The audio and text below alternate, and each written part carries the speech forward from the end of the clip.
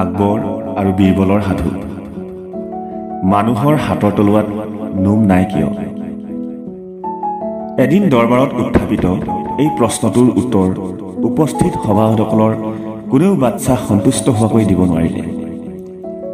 সেইদিনা আকৌ কিবা কাৰণত দৰবাৰলৈ বীৰবল পলমকৈ গৈছিল। তেওঁ দৰবাৰত উপস্থিত হওঁতে বাদশ্বাহে বাকী সভাসদসকলক প্ৰকৰ্তনা কৰি আছিল। বীৰবল পোনছাতেই সোমাই নগৈ প্ৰকাণ্ড খুঁটা এটাৰ আঁৰত বাদশ্বাহে কৈ থকা কথাবিলাক শেষ হোৱালৈ ৰৈ আছিল। বাদশ্বাহে কৈ আছিল, তোমালোকক মিছাতে মই ৰাজভঁৰালৰ সোণৰ মোহৰবিলাক হাজাৰে হাজাৰে দৰমহা দিছোঁ। এই সামান্য প্ৰশ্নটোৰ উত্তৰ দিব নোৱাৰা। ইফালে আকৌ দাবী কৰা যে তোমালোকতকৈ জ্ঞানী আৰু বুদ্ধিয়ক এই জগতত কোনো নাই। লাজ পাইছোঁ দেই তোমালোকৰ জ্ঞান বুদ্ধিৰ অহংকাৰ দেখি। আজি দৰবাৰত বীৰবলো নাই।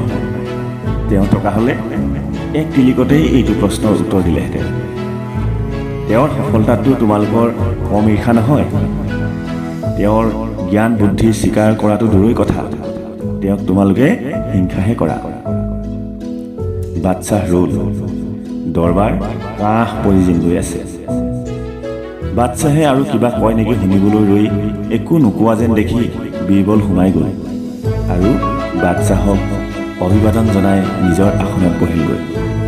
দৰবাৰ এনেই থমথমীয়া।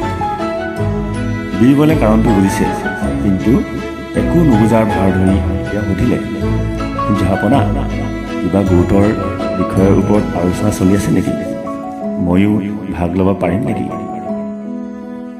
বাদশ্বাহে ক'লে, তুমিও মানে?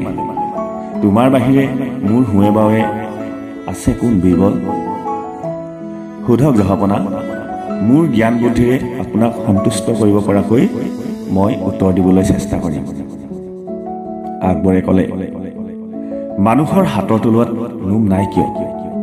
এই প্ৰশ্নটোৰ উত্তৰ এইসকল সভাসদৰ এজনেও দিব নোৱাৰিলে। বীৰবলে ভাবিলে, বাদশ্বাহৰ মন ভাল লগোৱাৰ আৰু বাকীসকলক সমজোৱাৰ কটাঘাত চেঙাতেল মৰাৰ এইটো উত্তম সুবিধা। তেওঁ ক'লে, জাহাপনা, মই সাধাৰণ মানুহ। বিদ্যা বুদ্ধিটো মই নিচেই সামান্য। গতিকে মই সকলো মানুহৰ কথা ক'ব নোৱাৰিম।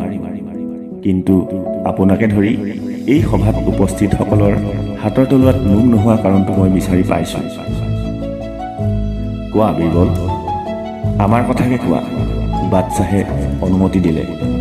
বীৰবলে চাৰিওফালে এবাৰ চকু বিৰিকাই চালে আৰু ক'বলৈ ধৰিলে, জাহাপনা, আপুনি পৃথিৱীৰ গৰাকী ৰাজৰাজেশ্বৰ।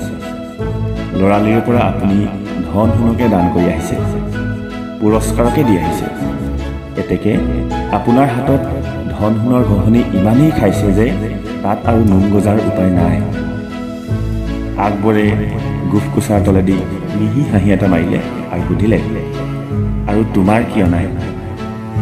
জাহাপনা, বীৰবলে ক'বলৈ ধৰিলে, আপুনি দিয়া ধন সোণৰ পুৰস্কাৰ মই ইমানেই পাইছোঁ যে সেইবোৰ লওঁতে লওঁতে মোৰ হাতৰ তলুৱাত গজিবলৈ নোমে সুবিধাই নাপালে। আকবৰে আকৌ এবাৰ হাঁহিলে আৰু সোঁহাতখনেৰে সভাসদসকললৈ ইংগিত কৰি সুধিলে, আৰু এওঁলোকৰ? জাহাপনা, বৰ দুখ লাগে যে মই পুৰস্কাৰ পোৱা দেখি মোৰ মাননীয় সহকৰ্মীসকলে অনবৰতে হাত মোহাৰি থাকিবলগীয়া হয়। আপুনিয়েই কওক, অনবৰতে মোহাৰি থকা হাতৰ তলুৱাত বাৰু নোম গজিব কেনেকৈ? এইবাৰ আকবৰে হাঁহি সামৰি ৰাখিব নোৱাৰিলে।